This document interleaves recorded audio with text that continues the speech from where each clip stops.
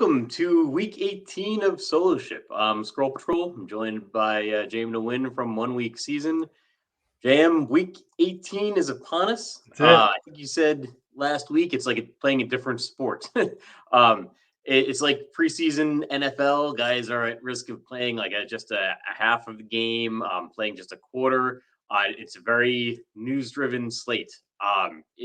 How do you approach week 18? Do you like week 18 versus the other weeks? Yeah, you're right. I mean, a very news-driven approach is a great way to say it. I just finished recording the Angles podcast, and I was talking about like this week more than any other. You can wait until Saturday night, Sunday morning to set your final player pool. A, because of news. B, because of ownership. Like because we saw it this year with like everybody flocking to Zach Moss against Tennessee, or everybody flocking to Josh Kelly against Tennessee. When the backup is in, everyone wants to play them and take advantage of that. But then this is the week where it's like a bunch of backups are in, so everybody wants to do that. You get this really condensed chalk. Not to say that it's all bad, but then you get this very common roster construction approach where like who is there to pay up for at running back, right? So everybody's kind of in the 6K range at running back on DraftKings or wanting to play Jordan Mason or Pierre Strong, which then's like that forces you to pay up for Justin Jefferson and CeeDee Lamb, and everybody's gonna have this same roster, right? And so it's like there you can look at ownership projections on every week in the last week of the season. You can look at ownership projections on Sunday morning and look at the bottom and just be like, oh wow, this guy can put up, he's expensive and he can put up 40 points, or this guy's cheap and he can put up 20 points, right? And it's like you can find pieces like that. Obviously, we're all assuming that Eli Mitchell isn't playing because everyone wants Jordan Mason. We're all assuming that Kareem Hunt and Jerome Ford are not playing because everyone wants Pierre Strong. We're assuming that Jamar Chase is playing, but like the Bengals have nothing to play for. They could put him on IR tomorrow and just get him rested because he's banged up. So yeah, I mean, just a lot to like, don't try to make your decisions early this week. And I think that, yeah, the people tend to lean too heavily into the perceived value, but that doesn't mean that it's not good value. It's just that like people are going to lean too heavily into it when we need to recognize also that backups aren't necessarily going to put up the type of game that a starter would in a particular spot.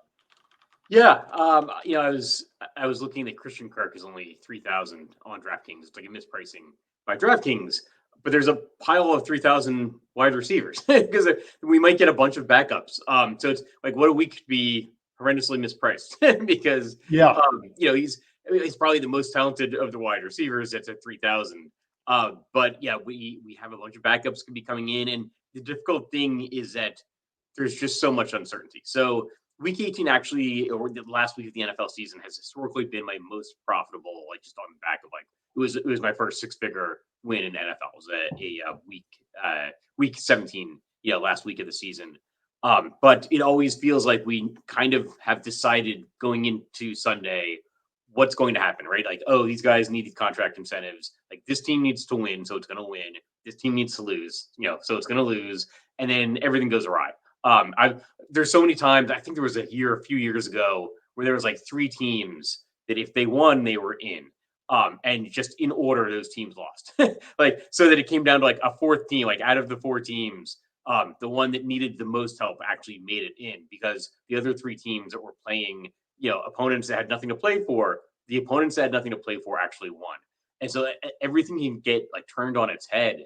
I just looking at the week, there's a bunch of games that have like a high 30s to mid 40s total, a bunch of games where the home team is a 3-point favorite or so. And most weeks I treat like NFL lines like they're gospel.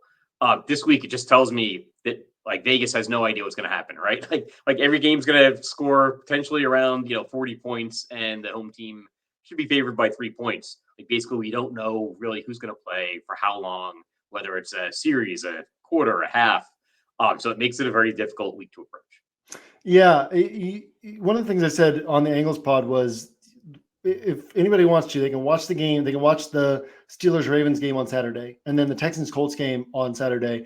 And there will be so many things that happen in those games, like production-wise and game flow-wise. People are like, "Oh, I didn't see that coming." And then it's like at midnight, everyone just wipes their mind clean. And they're just like, okay, but on Sunday with 13 games, everything's going to play out exactly the way I expect.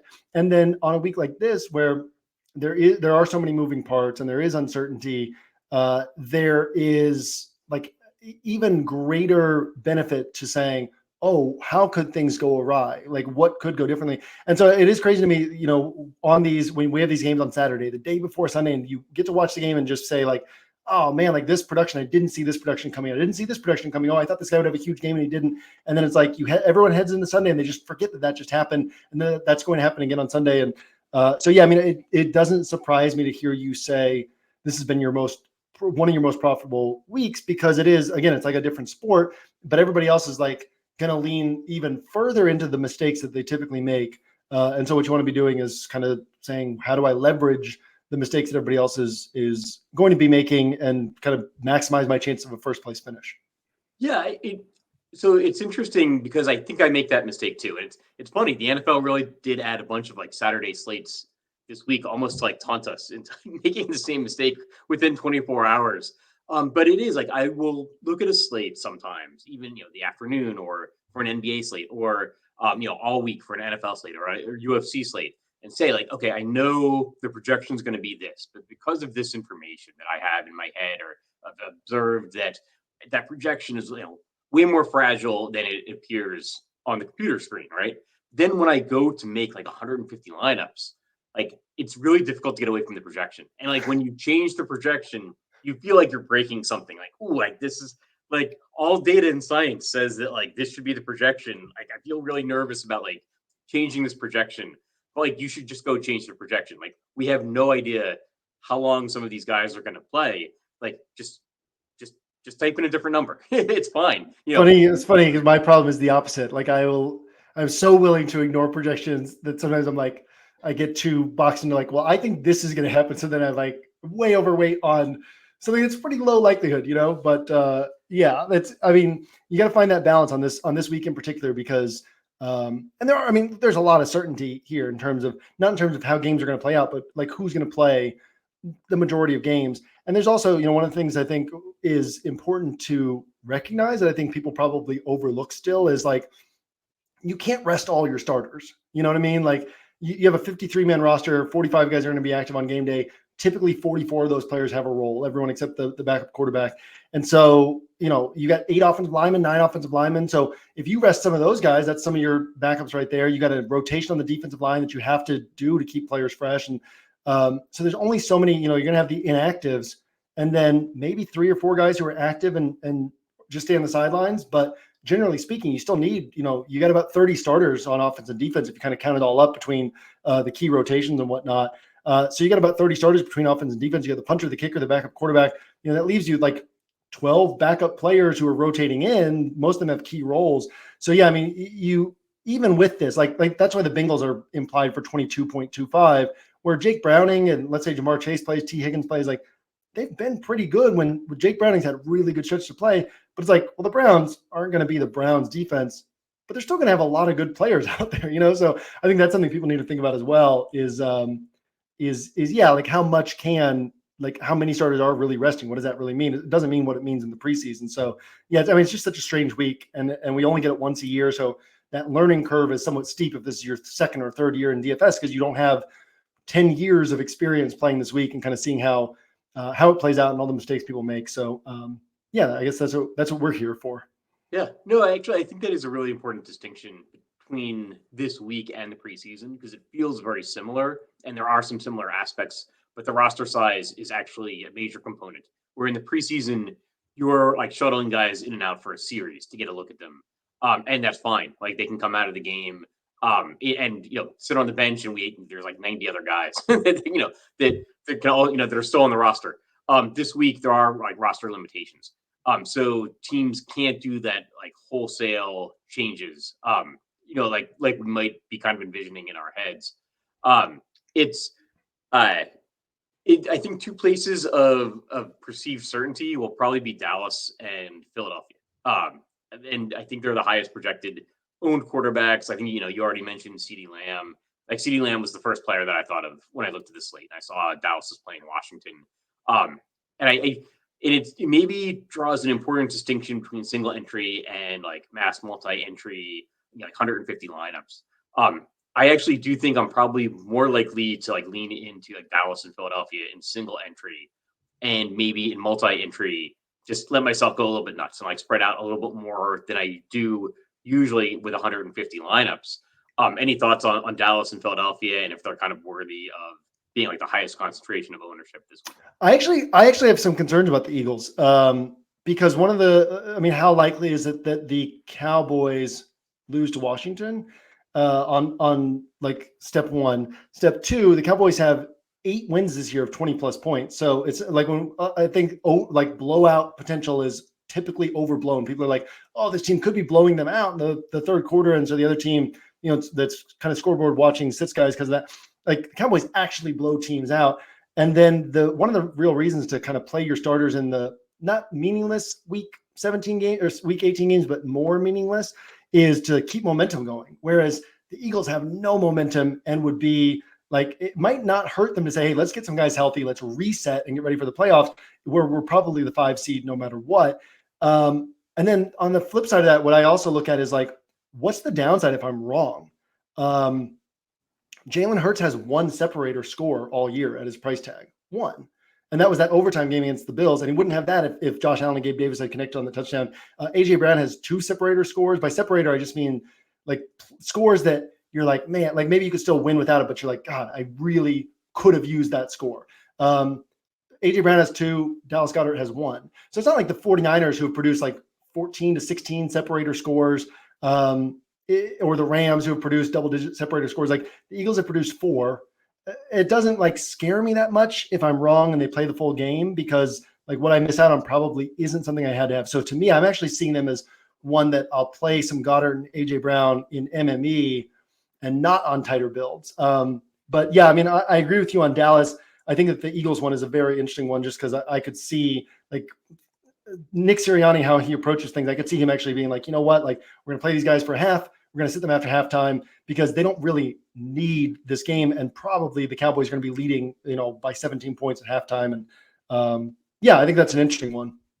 I think that's actually really good insight. That actually Dallas probably is much safer. They do have the higher implied point total. I think it's the highest on the week. One thing I've been looking at with Jalen Hurts when I'm like writing up quarterbacks for my article is that if you took away his rushing touchdowns, he's basically Russell Wilson on the year. And those rushing touchdowns are not like, the long, 15-yard, 20-yard rushing touchdown where he breaks free. They're the push, brotherly shove 1-yard touchdowns. And like, how often can the Eagles running backs and wide receivers like run out of bounds at the 1-yard line? Like, how often can they get stopped at the 1? And it just happened like an incredibly disproportionate amount of time, it felt like. And like last week we saw, he still put up, I think 20 points, but like he needs a lot at his salary to appreciate himself. And he didn't get the rushing touchdown. And that makes such a huge difference. It always makes a difference for rushing quarterbacks. But for Jalen Hurts, because he gets those 1-yard touchdowns, it's a big deal, right? He doesn't necessarily pile up, an 80-yard or 100-yard rushing game. He's not Justin Fields, especially this year where he's so banged up. He needs those 1-yard touchdowns for sure. Yeah, exactly. And that adds so much to his score. I did think about it, though, the opposite way, where I think momentum means a lot. It feels like Dallas and Philadelphia are in 2 different places. So could Dallas be more likely to pull their guys out if they're up big in the fourth quarter, whereas the Eagles maybe want to get some positive momentum going, so they leave their guys in longer and try to have like a really signature win and going into the playoffs, which they could potentially do against the Giants.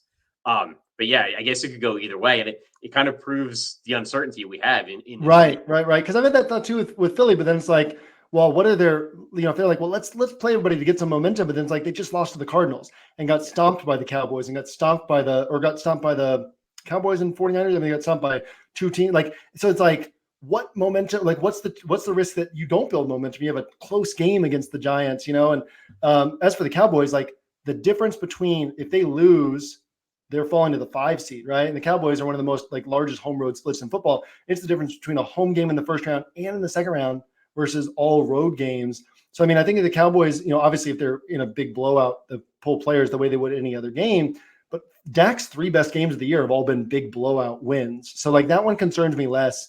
And I also think there's a lot of, there's like an overstated sense of like how much teams are going to just wholesale change in week 18. Like the Giants are still going to play the exact same players that they've been playing. they're playing against the Philadelphia defense. Like I think Tyrod Taylor, like there's no risk that Tyrod Taylor is getting sat down partway through the game so they can see somebody else. Like the Giants are going to play this game to win. Will Levis, who's like 0.3% projected owned, if he plays this game, he's playing the entire game.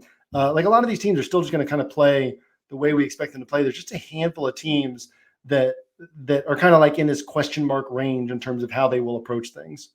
Yeah, it's true. I always think of this week and like feeling the certainty of like, well, okay, this team, just take Baltimore on Saturday. We'll see what happens. But it's like, even if you look at projections, like the starters are just not projected. And some of them we know are sitting, some of them we don't. And we don't know what the running back situation is going to look like.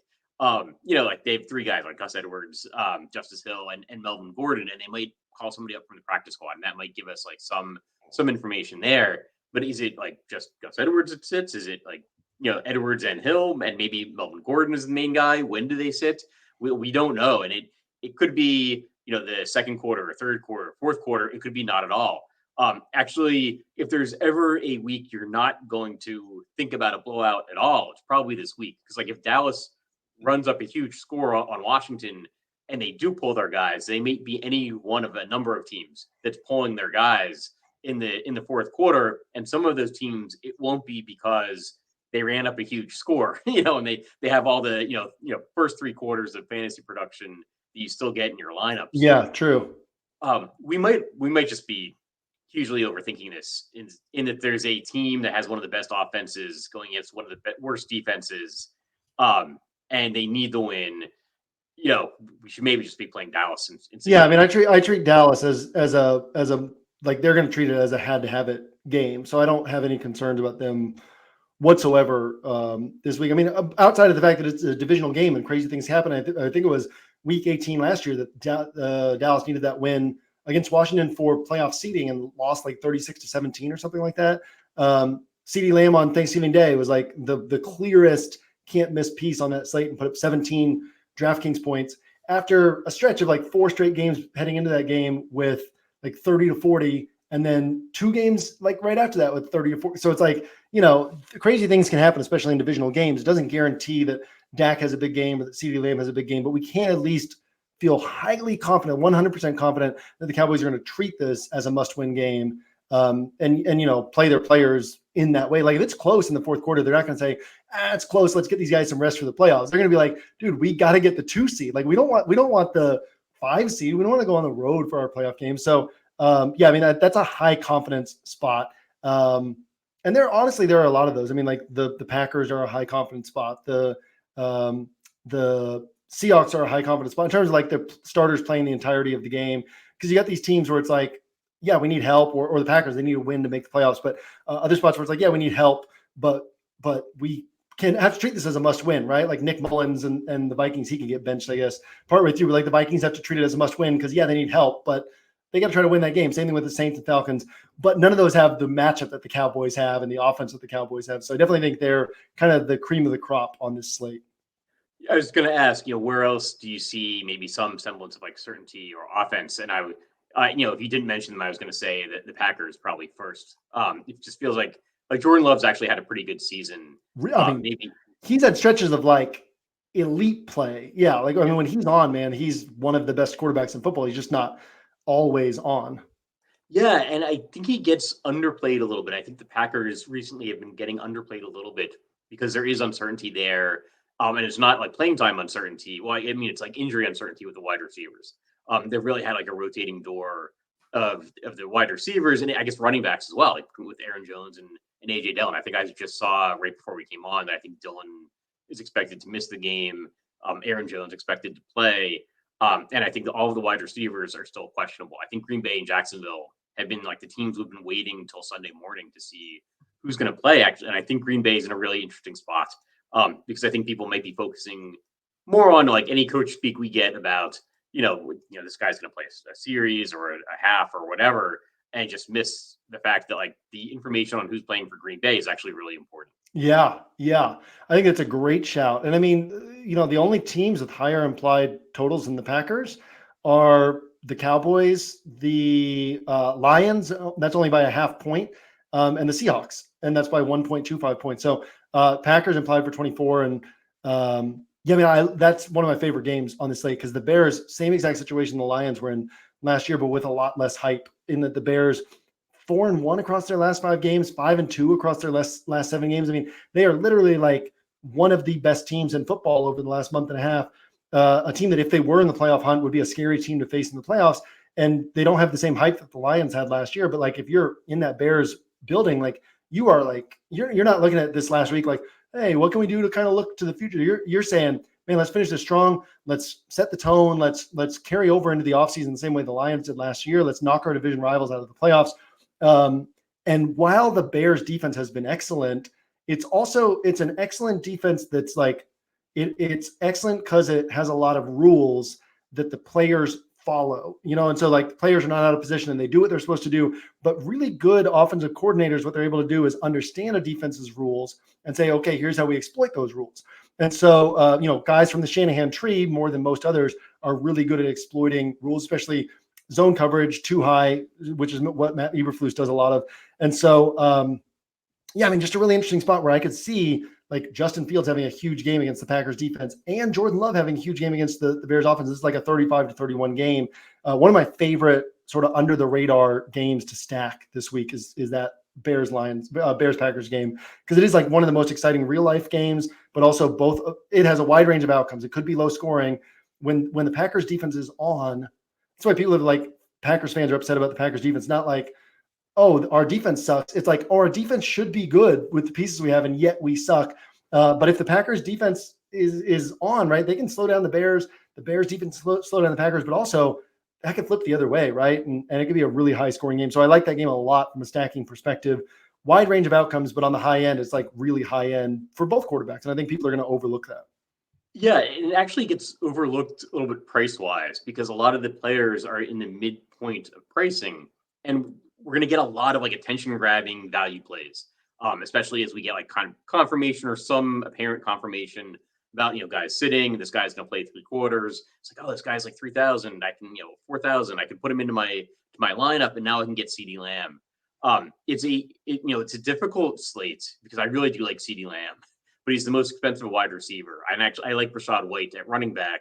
He's the most expensive running back, but it really does like force you into a certain kind of lineup construction that's probably going to be pretty common. It's both like FanDuel and DraftKings. And so it's difficult to get away from those players in particular. But I think like Rachaad White and CeeDee Lamb could end up seeing a kind of outsized ownership beyond what we're seeing in projections, just because by the time Sunday hits, it'll be so easy to get those guys into your lineups with all the perceived value. It'll be difficult to get away from them. So maybe it's like a single entry thing and aim to be under the field in the Millie Maker or something like that. But it makes a difficult construction, difficult decision point. Yeah. And to your point, like DJ Moore, like he's kind of in this below Justin Jefferson, CeeDee Lamb type tier wide receiver, so he's not drawing ownership attention. Since week 4, his games with Justin Fields, I'll round. This is DK scoring. I'll round so we don't have the decimals, but 30 points, 52 points, 23, 25, 27, 9. That was against Cleveland. 5. That was a game where he rolled up his ankle and missed a chunk of the game and then was hobbled the rest of the game. And then 34. And it's like, people don't want to play him, right? Khalil Herbert, back-to-back weeks. Deontay Foreman has been inactive, a healthy scratch. Khalil Herbert's had the lead role. 22 plus DraftKings points back-to-back week. Nobody wants to play him because everyone, like, there's so many running backs in this, like, high 5Ks to mid 6K range everyone wants to play. So, yeah, I think those guys are kind of getting lost in the shuffle. I've seen Jaden Reed kind of has some ownership attention, but Christian Watson has none. Like, what if Christian Watson's active? He can put up 35 points, like DJ Moore can put up 35 points, and people just like aren't on these guys. So, I think that's a really, really interesting game. If you're going to say, like, obviously Dallas is the top offense, but if you're going to say, well, what if Dak doesn't put up a tournament winning game? Or what if CeeDee Lamb doesn't put up a tournament winning game? Like, stacking this and throwing like Brandon Cooks on there as leverage off CeeDee Lamb is just a really interesting way to play this slate. Yeah. One other game you mentioned, the Seattle-Arizona game, I think it's got one of the higher totals, but like I noticed, like, of the defenses, I think that both Seattle and Arizona are top 3 in like allowing rushing yards per game.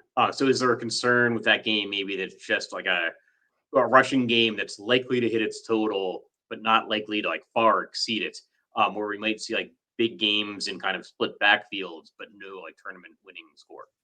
Yeah, I mean, obviously you can always play the guessing game with Seattle, but if we went back like 10 years ago and you just took Seattle off of your list every single week for 10 years, like that would have been massively plus EV because they always draw ownership attention and they so rarely, because the way Pete Carroll manages games, like they don't, all of Russell Wilson's hits, all of Geno Smith's hits have been in high scoring back and forth games. And sometimes even then they don't get there.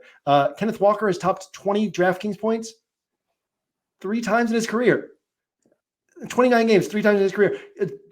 James Conner's done it 3 times in the last 4 weeks. You know what I mean? Like, and so yeah, I mean, Seattle, this is a good spot for Seattle, but I think anytime you say like, could this be a spot where Seattle like doesn't perform to the public's expectations, the field's expectations, is like, yeah, it's like it's always a spot for that. So this is one of the rare weeks where I would consider them, but you are relying on Arizona putting it together against the Seattle defense and putting it together fast enough that the points are piling up, right? So like last week, you had a situation where they could run and pass against Philadelphia. This week it might be more run, and so you don't get that quick scoring. And so like you said, it could just end up being kind of a muted game environment where like Geno's putting up 225 and a touchdown or 2 touchdowns, but that's not winning you a tournament. So yeah, I don't want to talk down that game because there are pathways to it blowing up, but just like any Seattle game where there's ownership attention, it definitely could be a trap this week. And it's definitely like less attractive to me than some of these other games. Yeah, I haven't thought about the idea of like if you just removed a team for the entire time that have been playing the entirety, like super plus EV. Like Seattle doesn't exist to use super plus EV. I can think of 1 week they played Dallas. I don't know why it sticks out, but I remember it was like a 4 p.m. game, and I think you needed them that week. I think that game did exceed. Oh, there's been a few of them. As Cubs fan, one is Millie Maker stacking up Texans and Seahawks in Seattle when Deshaun Watson was there. Like, I mean, there are those random weeks, but it's like big picture, you would make a lot more money just never playing Seattle pieces than playing them every week, you know, or like always keeping them in consideration. But yeah, no, I mean, it's a spot where it could hit. It's like, that's a team that I'm always very cautious on, especially at ownership, because generally speaking, it's going to disappoint people. I guess we should do hot takes. Do you have anything for a hot take? I'll go. Tyrod Taylor and Darren Waller will combine for 45 DraftKings points. Okay. I think that's an interesting call. We've talked about Philadelphia's pass defense. You know, they allow a bunch of receptions. It's still probably the most receptions per game in the NFL, and I think Darren Waller's been overlooked. I think Tyrod Taylor's been like perpetually underrated throughout his entire career. Yeah, 100%. I've got a hot take. No player reaches his contract incentives in week 8. It just doesn't happen for anybody. I think probably the most realistic is like Dalton Schultz, but I think he's on the Saturday slate. So maybe I'll say no player on the Sunday slate like hits his contract incentives. I think the most likely is DeAndre Hopkins. Has probably got the most relevant contract incentives. And I think Tannehill is starting the game though. I think Will Levis is like officially declared out right as we're coming on. So that might hurt Hopkins. What does Hopkins need? I think he needs 7 receptions, which is the one that's probably the most attainable. I think he needs like 2 touchdowns, which if he could get 2 touchdowns at will any game, he just, he would already have like 30 something touchdowns, right? Yeah. He does need like 120 receiving yards. I think each of those might be worth like an extra 250,000. I could see them getting him 7 receptions. Yeah, for 120. Why not? No, somebody asked on the Winner Circle podcast this week about incentives, and I said like I don't pay super close attention to that week 18 because like if somebody needs 70 or 80 yards for something, like they're going to get there or they're not, right? And that's not going to help you in DFS. And if somebody needs like 190 yards for something, they're not getting there. So it's like a very narrow range where it helps you. What I said was like kind of in this like 110 to 140 yard range where it's like realistic and the team could try to do it. So yeah, I'd toss DeAndre Hopkins in as, but I mean, you know what Vrabel really wants to do is just beat the Jags and knock them out of the playoffs. So it's like, can DeAndre Hopkins help them get there? Yes. And would him getting 120 yards and 2 touchdowns help them? Yes. But if they shut him down, they're going elsewhere. So yeah, that's an interesting one. I don't mind that one at all. Yeah, I think you're right. There really is a range where it has to be easy enough to obtain. It has to be realistic. Yeah. Yeah, are easy to obtain because like what do the Jags care if they're just tossing a couple screen passes to DeAndre Hopkins to go nowhere. Yeah. It's an extra 250, right? Especially if the game's out of hand, like they're gonna do that. The like touchdown and receiving yards incentives. I've seen some incentives like, oh, if the team makes the playoffs, Baker Mayfield gets a big bonus. Well, sure, like they want to. That's not really going to affect anything for DFS. He wants to make playoffs regardless. Yeah. Yeah, like they're going to try to win the game anyway. So, I guess any final thoughts on the week?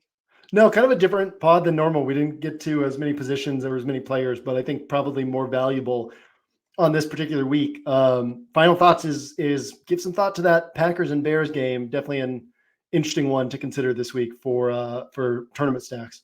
Okay, yeah, I think my final thought. I just want to say thank you to everybody that watches this show, everybody that listens to it, podcasts, and give a thank you to you. I started playing DFS in like 2015, and you were writing the long form NFL article for RotoGrinders. I now work for RotoGrinders. I won the solo millie this year. It's been an amazing year, and it still amazes me that we get a couple thousand people to like listen to this show watch this every week and like hear me get lessons from you. So thank you to you. Thank you. It's funny the like you're an OG, but you came in like a year after me, so I'm more OG. That's how I feel with like CSU Ram or Al Smizzle, where like they came in like a year or two before me, so they're like real OGs to me. But and I'm like, oh yeah, no, I came in after those guys. But yeah, we're in that OG class at this point, but like different tiers of the OG class to each other. So yeah, I mean, so fun to do this show. I remember Cal Spears texted us. I think it was earlier this year that he said it was like his favorite listen every week was to tune into this show. So super fun to be able to do this and do stuff with you guys at the RotoGrinders and hang out with you on the show and same thing, like learn from you and get sharper at DFS. So yeah, I guess that's a better final thought than what I had is thanks to all you listeners and thanks to you, John, for hanging out. It's fun to do the show. Glad we get to do it. Yeah, thanks. And hopefully, that'll do it for week 18 of Soloship. I guess that'll do it for the 2023-2024 season. Good luck this week to everybody and hope to see you guys next season.